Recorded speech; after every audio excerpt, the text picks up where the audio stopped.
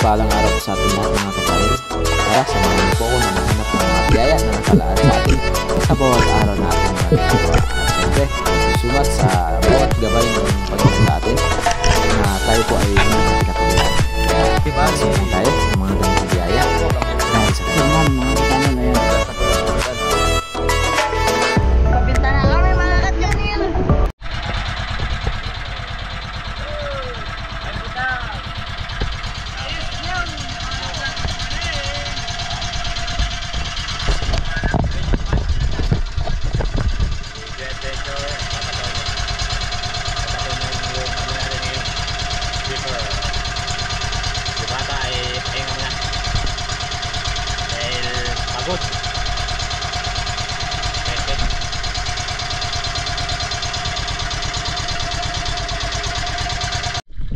Dito na tayo sa spot.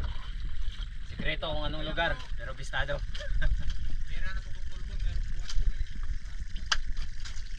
May agos konti.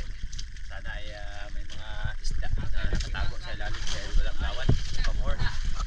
Mamaya naubos na nila. Pero ayan pala guys. Parang kamor. No?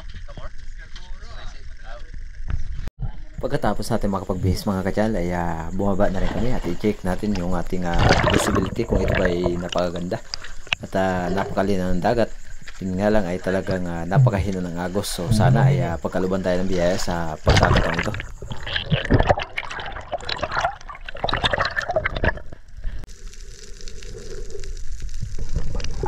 Unang dive natin sa araw na to, warm up muna tayo dito sa bahagyang mapabaw dahil hindi tayo pwedeng sumisid ng malalim nang sa gayon ay hindi mabigla ang ating katawan.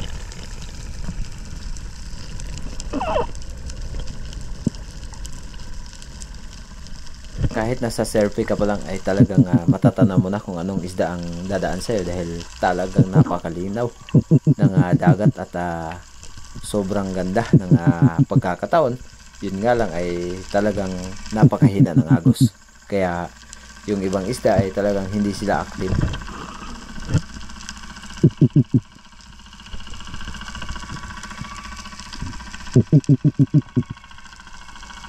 Hindi lang ako ang naninibago sa pagkakataong ito mga katsal, kahit man si Barang Espero at ang aming mga kasama na talagang iba ang sistema ng dagat dahil napakatamlay. Maganda man ang visibility, yun nga lang ay talagang napakadalang ng mapapana dahil siguro sa pagkakataon na walang agos. Ayan, may mga bait naman pero talagang wala tayong natatano na malalaki upang makapagsagawa tayo ng pagtira. At muling pagsisid ang ating ginawa dito sa unahan at mayroon tayong natatanaw na target, kaya abang-abang time tayo dito sa may bandang hindi ganong kalaki ang bato.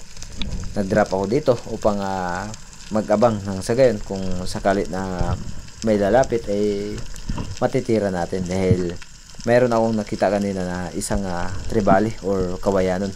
Medyo malikot ang ating pag-drop at medyo malikot ang ating camera, palingon-lingon sa paligid. Baka mamaya biglang sumulpot yung nakita ko dito isang shark or napakalaking pating. At ito nga mga katsal, hindi tayo nagkamali dahil biglang lumapit itong isang tribali or kawayanon. Ayan. At nako naman, sa sobrang lakas ng ating pana or hindi ko na hawakan ng dalawang kamay, nabitawan ko yung barrel. Kaya buti na lang ay tinamaan pa yung isda na ating tinira.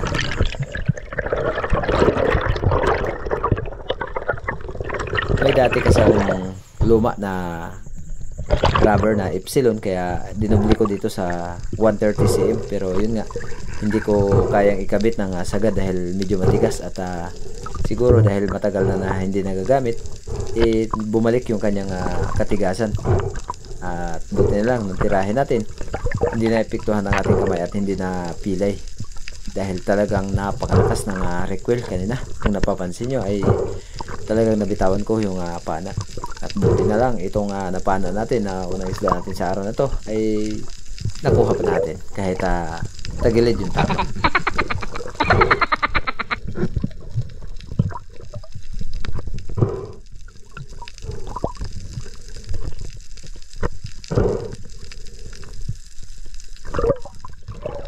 Okay na rin to pang ulam mga ka-channel. Bago ang lahat, shoutout kay Larry Sante, kay Sir Terso Manulot Lario ng Team Noranda ng Canada, kay Strawberry Sweet, kay Miss Jen Opiuta, at lalo na po kay Sir Ronnie Boy.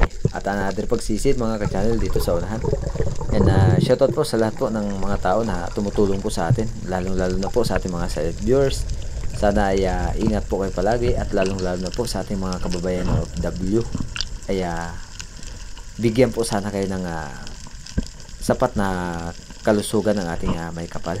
At dito muli tayo nag-drop dahil napansin ko na talagang hindi mapakali itong mga maliliit na isda, at sakali na may dumaan nakaredy tayo, kaya ambos muna tayo mga ka-channel.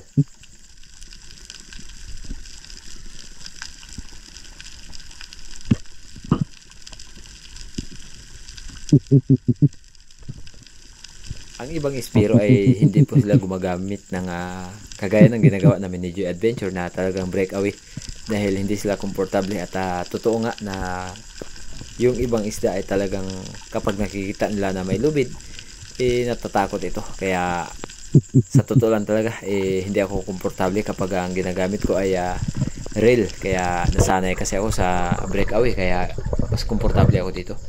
At dito sa pagkakataong ito ay mayroon sana tayo nakitang king mackerel. Malapit na sana pero napakalikot, kaya sayang hindi natin natira. Ayun, akala ko kasi hindi aabutin ng ating pana, pero nasubukan naman natin kanina na talagang napakalakas ng recoil. Sayang at di natin nakalabitan.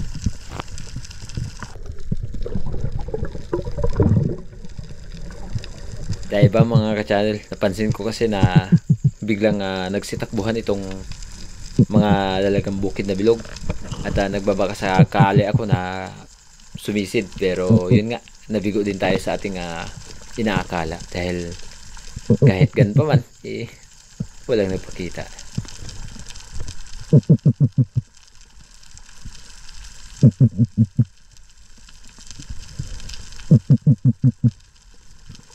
Halos inabot na rin kami ng ilang oras sa kasisisid at langoy, talagang napakadalang.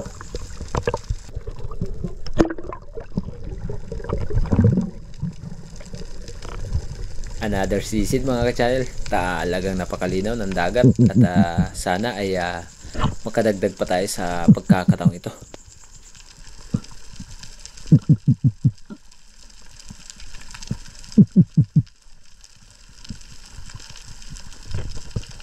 At sa lahat po ng nagpapa-shoutout ay paki-check lang po sa dulo ng ating video kung kayo po ba talaga ay kasali sa na-shoutout natin.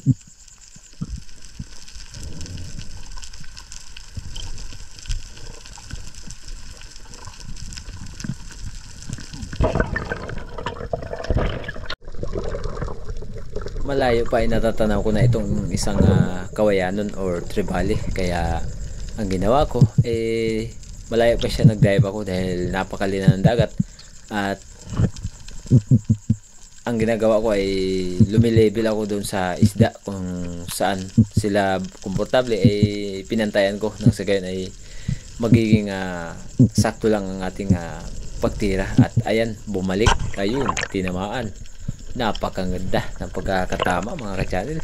Sa pisngi, tinamaan ng ating tirahin. Yun nga lang, pumulupot ng bahagya yung ating monoline, kaya salamat at inabot pa ang ating shock or bala ng ating pana, dahil kung hindi ay talagang sayang, dahil magiging mailap lang to kung hindi tinamaan.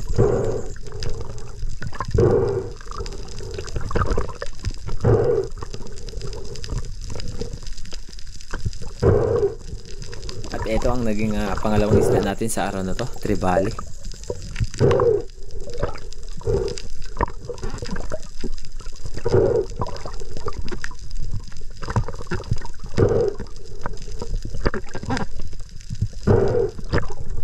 At halos kadalasan ang kuha namin sa araw na to ay halos ganitong isda, mga kawayanon or talakitok.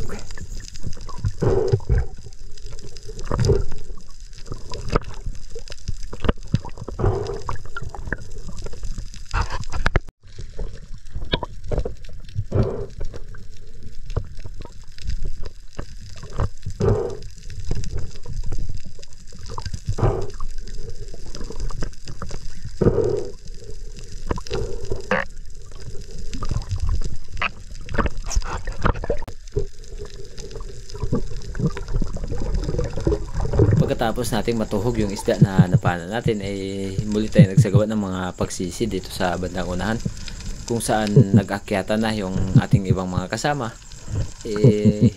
Nagsagawa tayo muli dito ng pagsisi dahil talagang hindi natin pwedeng hanapin na mag-dive bomb ang isda dahil ito ay napakalinaw ng dagat. At ang isa sa kinakatakutan siguro ng isda na mayroon pang mas malalaki sa kanila. May nagpakita sa atin na muli tribali or kawayanon. Yun nga lang ay talagang hindi na ibinigay ang pagkakataon na talagang siya ay lumapit, kaya useless lang yung pag-dive natin dahil hindi naman natin natira ito. Pero okay lang dahil kahit paano hindi natin naging goal muli na tumira ng alanganin. At muling pagsisid ang ating ginawa dito sa unahan mga ka-channel dahil talagang ambush yung ating mga pinagagawa sa araw na to dahil napakadalang mag dive bomb at ganun din yung pagod sa kalalangoy na maghanap ng isda at pagod din sa pag-aambush. Kaya mas minaigi ko na mag-ambush muna nang sa gayon ay magdagdagan naman ng ating kaalaman.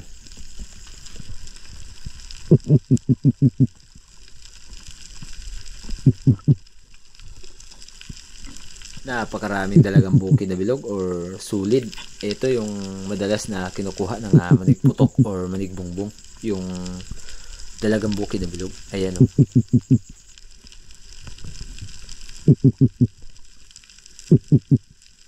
Mayroon sana tayong natatanaw dito na isang green jobfish or malaguno. Pero ito yung malaguno na natira na ng ating kasama. Kaya ayaw ibigay ang tamang distansya. Nang sa gayon ay matira natin.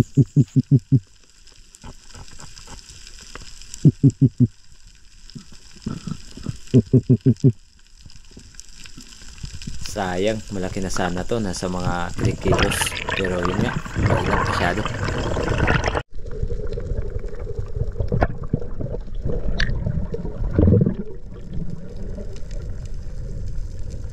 Dive tayo ulit mga ka-channel. Medyo may kalaliman na yung lugar na to. Nasa mga sobra 25 meters yata o mahigit 20 meters na yung pwesto na to. Talagang napakalinaw lang ng dagat, kaya kung titignan ay mababaw lang. Kahit sila Mama na Gray ay talagang nagulat dahil namangha sa sobrang linaw ng dagat dito sa aming lugar. At sumisid siya. Ang sabi niya nung pag-ahon namin, 30 meters na pala yung kanyang sinisid. At yan nga, napansin natin na nagsiakyata na, kaya nag-decide na rin si Joy Adventure na umuwi na dahil anong oras na ito at gutom na ang ating mga kasama. Okay mga ka-channel, habang nasa biyahe tayo, shoutout kay Joy Adventure, Palawan Freediving and Batang Espiro.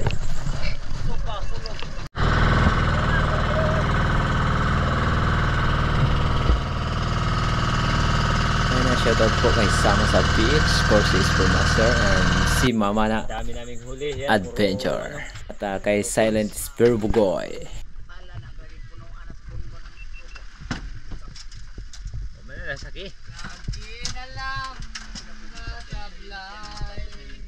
Ha?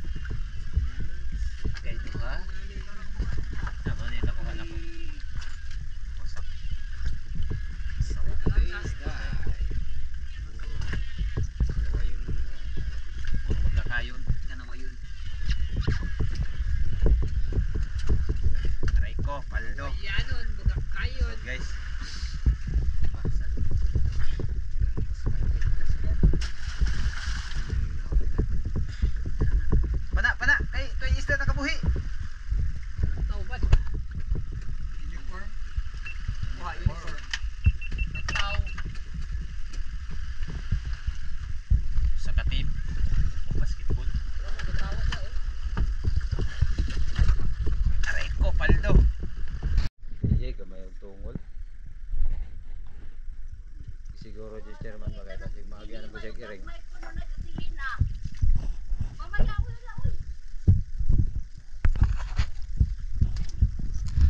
Kabuok ba yan?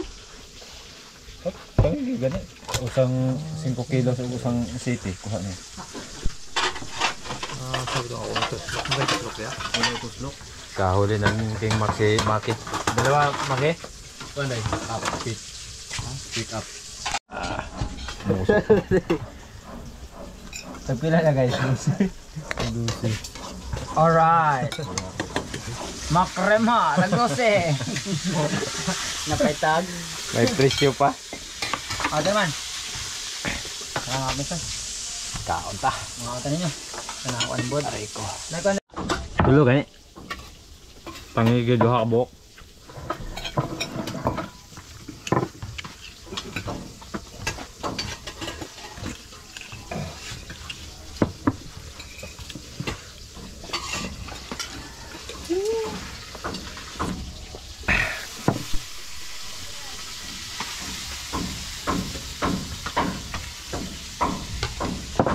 Bro, saboy lang bro.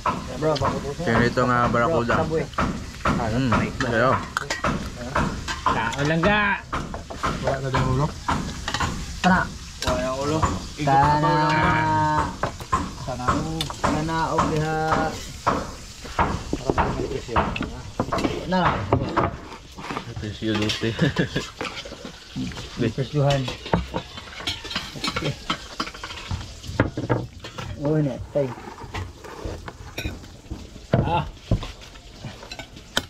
Walang kupas na timplada.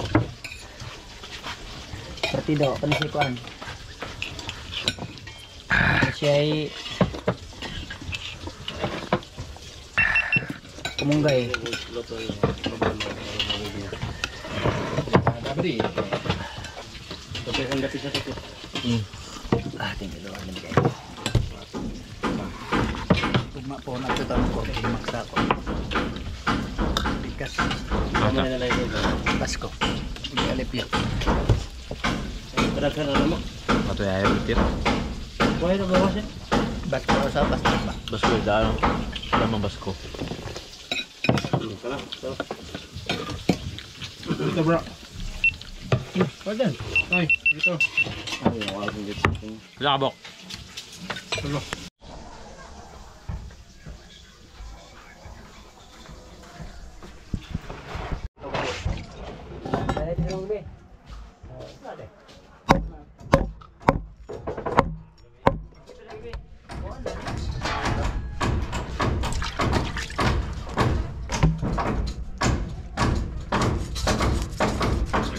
Para mamaya pagdating sa bahay, okay na. Pwede na mo. Guys, Pwede na mo. idol. Bato nyo kay yan ang idol. Magpakulo tayo ng tubig mga ka-channel para sa ating sinigang. Lagay natin sa kaldero ang kamatis.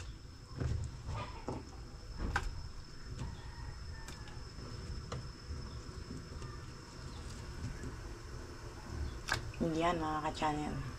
Ito yung isda nating sisigangin. Yan. Lagyan ko ng asin.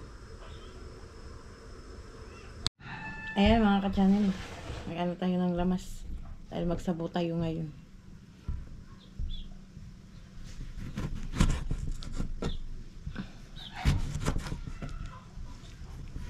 Luto tayo ng sinigang habang maliwanag pa.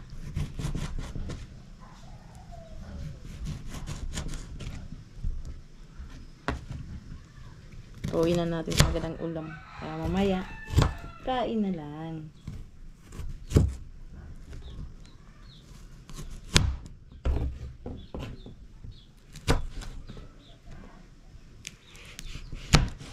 Ayan mga ka-channel, lagay natin sa kaldero dahil nagpakulo na ako ng tubig.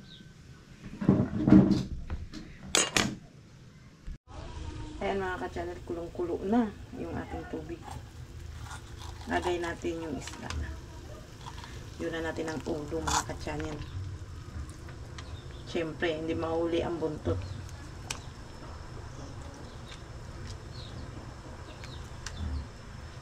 Sabawin natin. talbos. Lalagyan natin ito ng talbos mga ka-channel. Dahil meron akong talbos na pinitas. Ugasan ko lang. Ayan mga ka-channel. 6 na hiwa lang ito lahat. Maliit lang kasi yung kaldero namin. Ayan. Ayan mga ka-channel. Bubuksan natin yung ating sinigang at lalagyan natin ng talbos. Ayan. Kulong-kulo na siya mga ka-channel. Talbos ng kamote ang ilagay natin.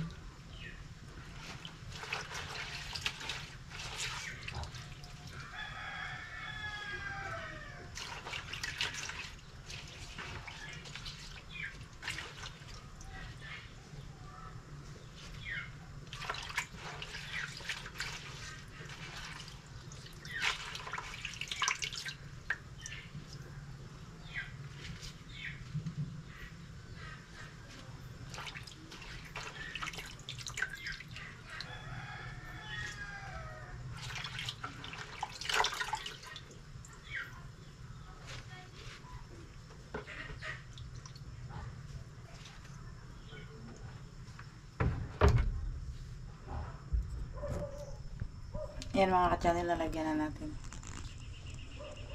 Ayan. Tingin natin na medyo umaapaw na siya pero hindi yan umaapaw mga ka-channel. Talagang maliit lang yung aming kaldero. Ayan. Tapos yung talbos ay ano pa rin yan, magliit pa rin yan. Kaya kasya lang. Diba?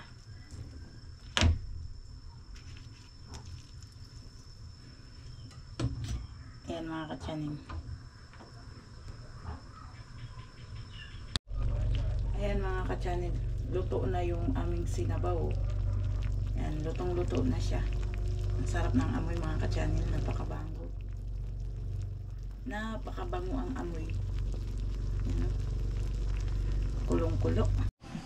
Magandang gabi mga ka-channel. Ayan, at kain tayo. Dito tayo sa bahay magkapunan.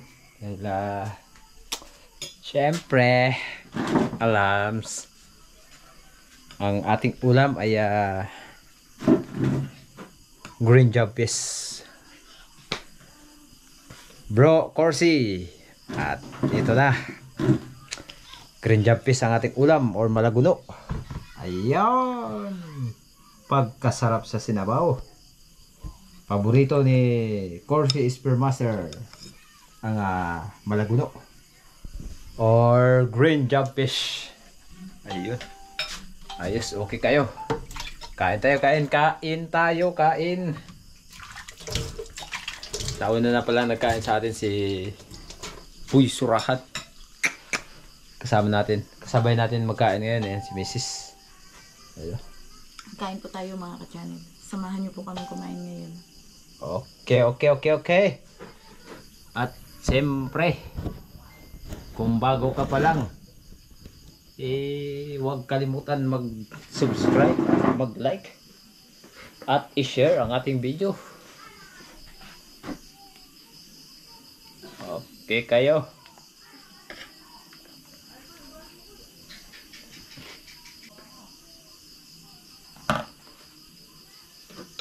Uy, ayun, at sinali niya. Sinali ni Mrs. yung tungol. Lami kayo. Mital. Pagkasarap ito.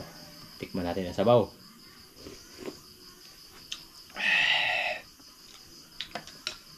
Wala kang katulad. Money. Sarap na ano. Meron siyang ano. Baba. Kung sa baboy pa, anong tawag nito? Ampilya? Ito. Pagkasarap.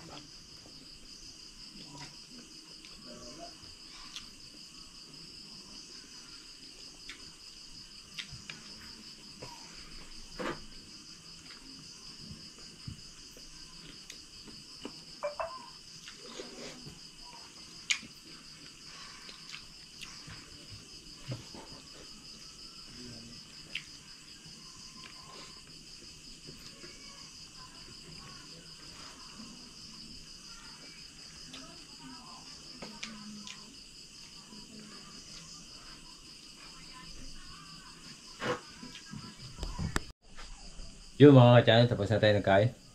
Dahil medyo naparami yung kain natin kanina sa kila chairman nung pag-uwi namin. Kaya kain lang tayo ng konti dahil hindi talaga kaya na kakain tayo ng marami. At syempre, maraming salamat po sa inyong walang sawang suporta at laging pagtitiwala.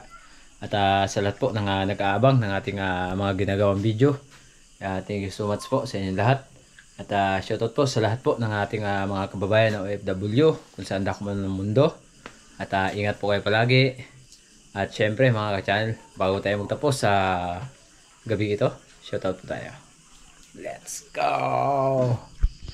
Bago tayo magtapos sa araw na ito mga ka-channel, dumako muna tayo sa ating shoutout kay Gretchen Copia, Eduardo Yunson, Marlon Abuki 25 ng La Luma, Quezon City, Miss Rosalyn Ocampo 8033, Miss Ima Pajardo Gokong 1990, EDE Muradas 1121 ng Masbate City, Miss Maita Furino watching from UEE 6910, Renante Malahos 6257, Kuya JR Vlog 4130, Miss Glinda Banstro 7708, Samara Fernando.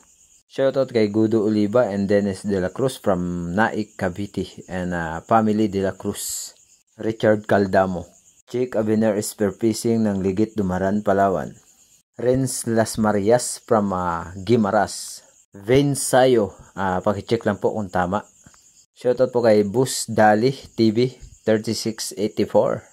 Chad Summer ng Bohol 7868, Jun Jungay 6459, Jeffrey Rivas family ng San Vicente, Sablayan Oriental, Occidental, Mindoro. Yun, no? Shoutout po kay Flor de Lisa Kalingao 6229 from Curun, Palawan at kay Tuto Kalingao. Shoutout po, ingat po kayo palagi and God bless po. Mixed Channel, shoutout po 4392 at sa lahat po ng Ditaw Nun family. Julius Layan, shoutout po kay Ronnie Villanueva, Sir Isaac Parungaw, mega live shoutout po kay Miss Dempli, shoutout po kay Elna Chavez. At yan mga ka-channel, hanggang dito lang muna ang ating shoutout sa araw na to. Mega live shoutout po kay Boys Love Vlog TV, Primitive Islander, Ariel Fisherman, Joy Adventure and Tem Harabas. At hanggang sa muli mga ka-channel, ingat po kayo palagi and God bless po.